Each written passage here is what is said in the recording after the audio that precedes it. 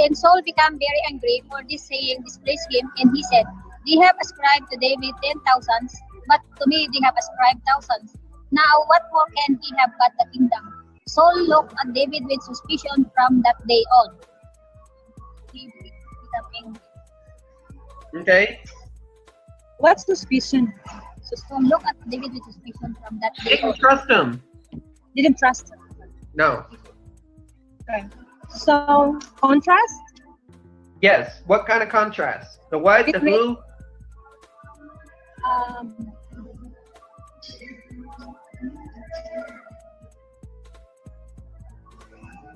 The what the?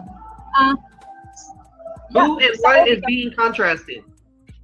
Saul and David is contrasted to each other because Saul's getting mad and David has Saul getting mad because he has just lesser thousands than David. David got 10,000 and Saul got how many?